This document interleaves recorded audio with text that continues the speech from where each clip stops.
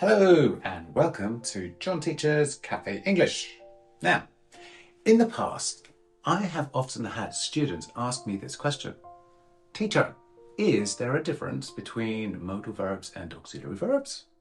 And yes, there is. There's a difference between modal verbs and auxiliary verbs. But it can be hard to tell the difference between the two. So, in this video, I'll show you the quickest way to know the difference and be able to say, yep, like that's an auxiliary or that's a modal. But first, what will you achieve from this video? Well, first, I'll talk in detail about what modal and auxiliary verbs do so that it will be easier to see how they are different in the next section. Then compare the examples of modal verbs and auxiliary verbs.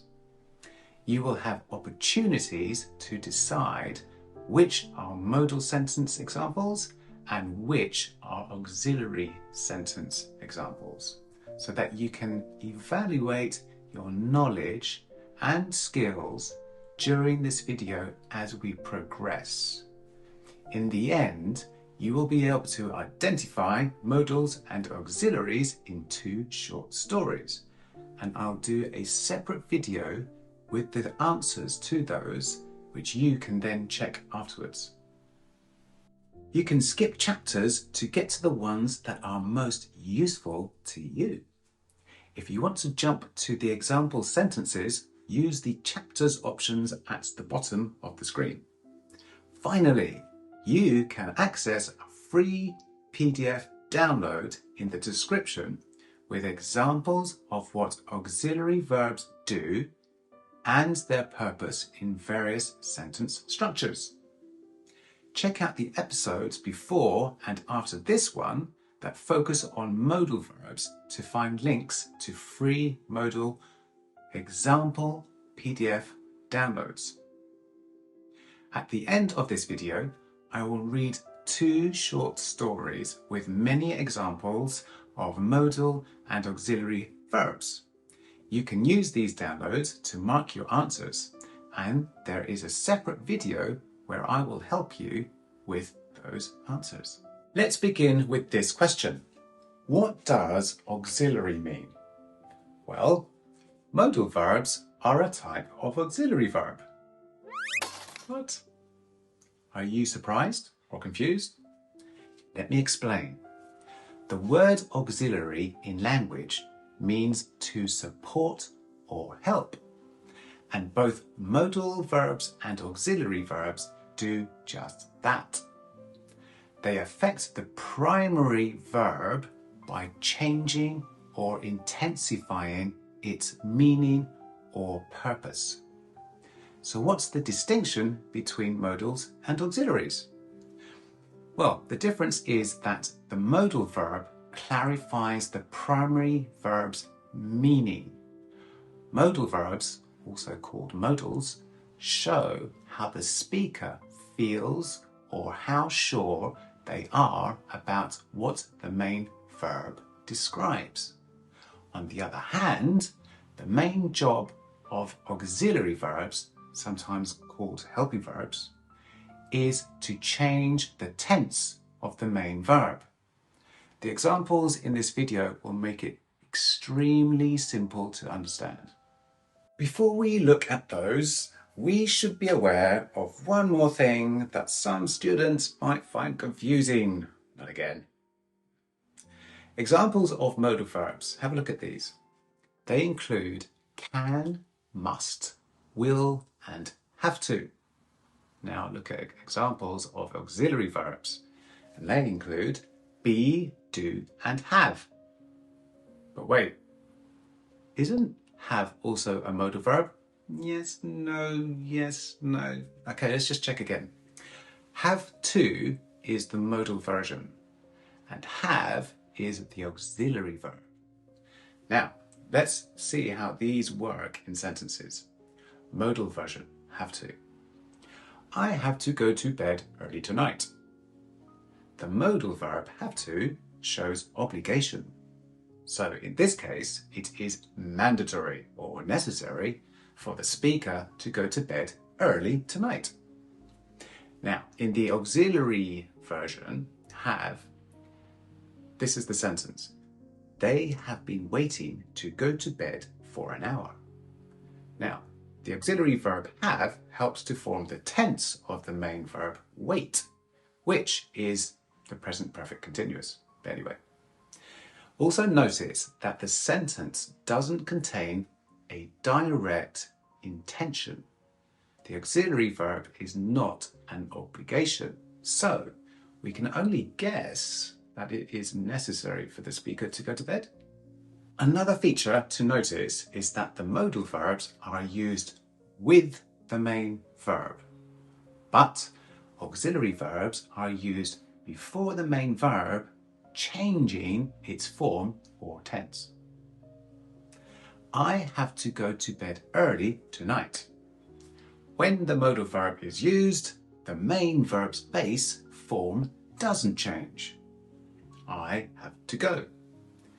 But when the auxiliary verb is used, she is going to bed early tonight, it is evident that the main verb's tense has changed. She is going. Let's take a closer look at auxiliary verbs. Take note of the auxiliary sample sentence constructions that follow. Be, am, is, are, was, were, being, being. Do, does, did, have, has, had. Now, let's do some example sentences. He is studying for his exam. The auxiliary verb is used to form the present continuous tense of the main study. I do not want to go to the swimming pool. The auxiliary verb do is used to form the negative of the main verb want. They have been waiting for an hour. The auxiliary verb have helps to form the present perfect continuous tense. Modal examples. Right, supposing you have already watched the previous videos in this series, you'll know that the modal verb is placed before the main verb and works with it to express the speaker's view on an action's probability or desirability. They cannot be used alone and always require the verb's basic form. However, modal verbs do so much more, which we explore in this series. But let's focus on the differences. Now it's your turn.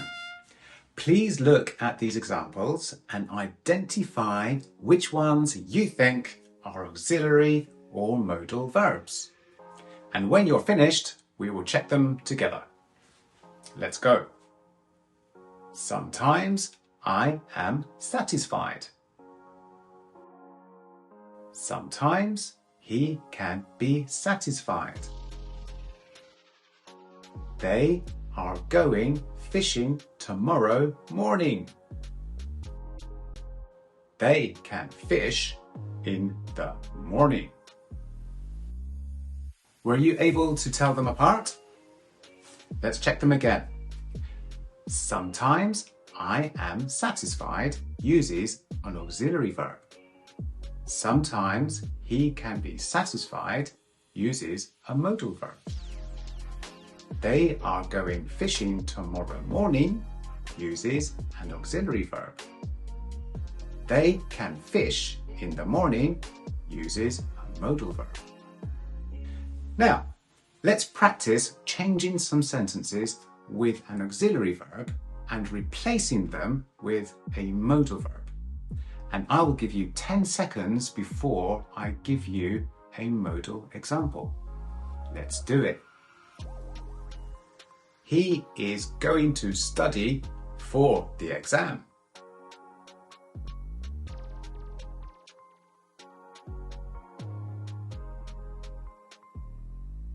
He will study for his exam.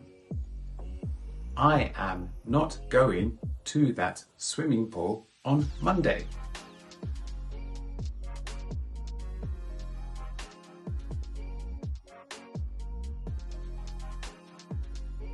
I might not want to go to that swimming pool on Monday. He is speaking French very well today.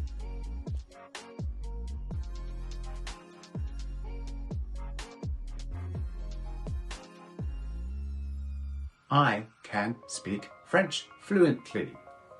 Can you see the difference now? You might also notice the last two examples. The auxiliary verb is helps form the present progressive to show action in progress. The modal verb can is used to indicate ability. The other sentences follow a similar pattern, with auxiliary verbs forming the verb tense and the modal verbs setting the mood of possibility and ability, and other things too. Now, let's do some more examples to demonstrate the differences. First, with modal verbs. She will be here in a few minutes. The modal verb will indicates future action.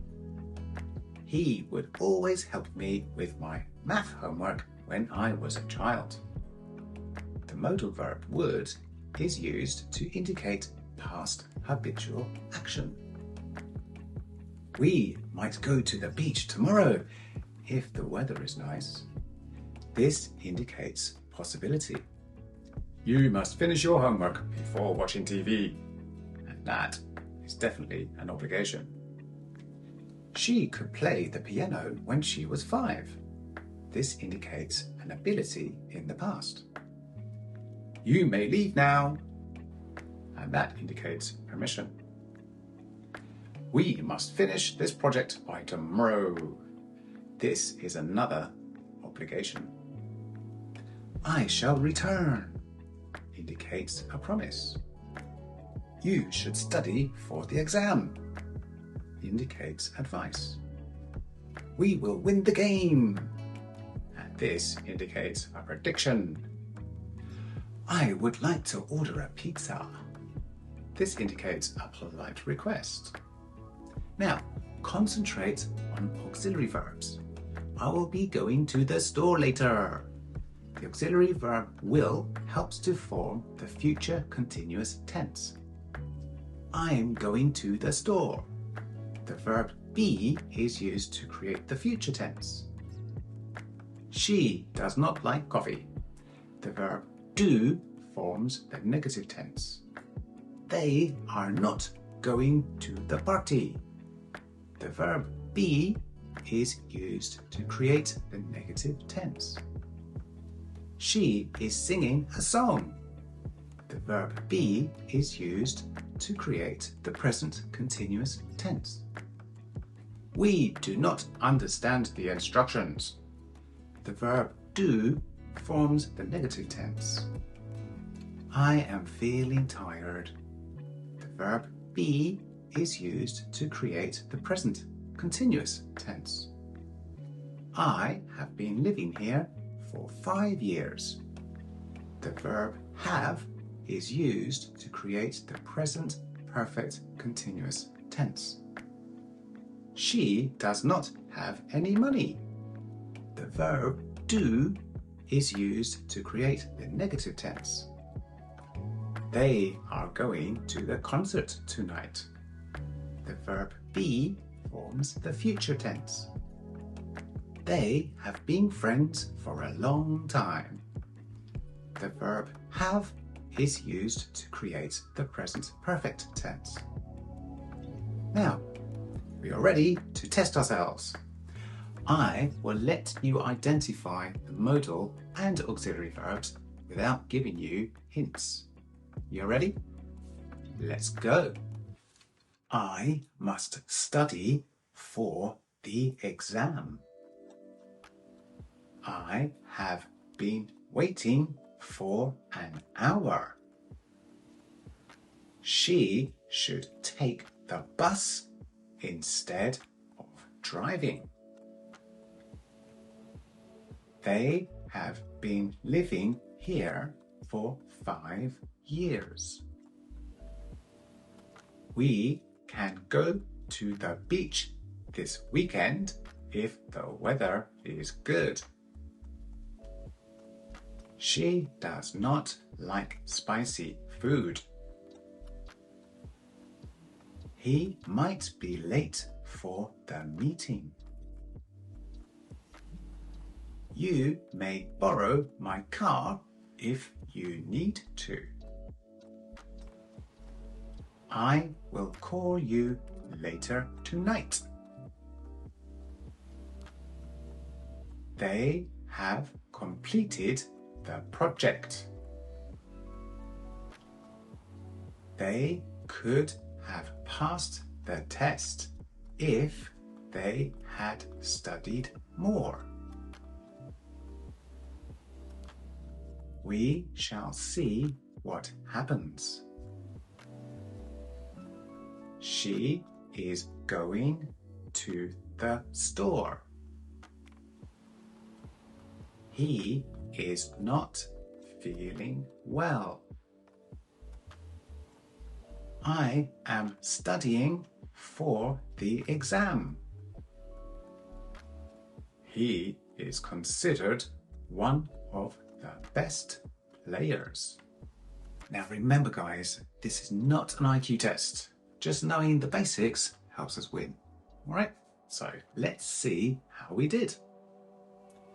I must study for the exam. And this is an obligation. I have been waiting for an hour. The verb have is used to create the present perfect continuous tense. She should take the bus instead of driving. And this is advice.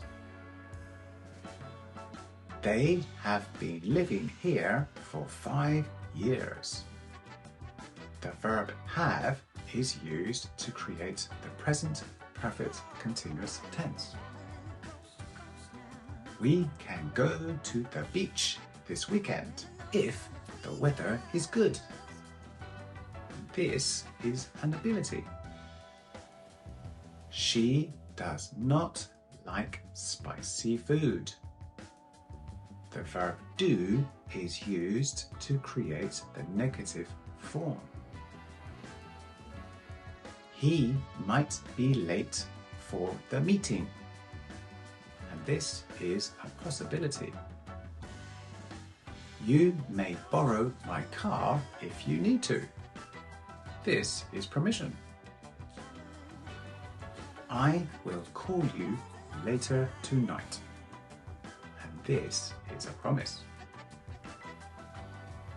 They have completed the project. The verb have is used to create the present perfect tense. They could have passed the test if they had studied more. This is a possibility in the past. We shall see what happens. This is a prediction. She is going to the store. The verb be forms the future tense. He is not feeling well. The verb be is used to create the negative form. I am studying for the exam. The verb be forms the present continuous tense. He is considered one of the best players. The verb be is used to create the passive voice. And now for the final part of this video. I will read 2 stories with many modal and auxiliary verbs, and I think you'll be very surprised by how many of them there are in the English language. Now, you can download the stories and then you can circle them where you think the modals and auxiliaries are. And then later you can watch my short video to see the answers, which I'll link in this video down below in the description. Let's begin. Once upon a time, a young boy named James lived in a small village. He was a curious and adventurous child, always eager to explore and discover new things. One day, as he wandered through the forest, he stumbled upon a hidden cave. He couldn't resist the urge to go inside and see what was inside. As he entered the cave, he realized that he must be careful because the cave was dark and damp. He should bring a flashlight and a jacket with him. He thought he could explore the cave for a while and then come back before it darkened. James walked deeper into the cave and soon found himself in a large chamber. He could see the walls were adorned with ancient drawings and carvings. He knew that he might discover something precious. He might even find a hidden treasure. However, as he explored the chamber, he heard a strange noise. He thought it might be a wild animal and realized that he should leave the cave as soon as possible. He can't risk getting hurt or trapped. He quickly retraced his steps and made his way back to the entrance. As he was about to leave the cave, he saw that the sun was setting and he knew he should hurry. He will call his parents and let them know that he was safe, and he will tell them about his adventure. He will return to the cave again, but next time he will bring some friends. He left the cave and walked back home. The cave and his adventure still fresh in his mind. He felt that he must tell his parents everything. He should not keep it a secret from them. He might even write a report about it for school. When he reached home, his parents were relieved to see him, and he told them everything that happened. They were amazed by his adventure and happy that he was safe. They asked him to show them the cave, and he said he would tomorrow if they wanted. From that day on, James became known as the boy who discovered the hidden cave, and he always remembered his adventure as one of the best experiences of his life.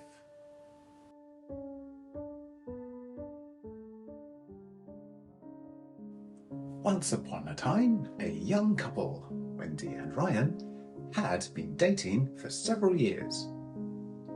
They had fallen deeply in love and decided to get married.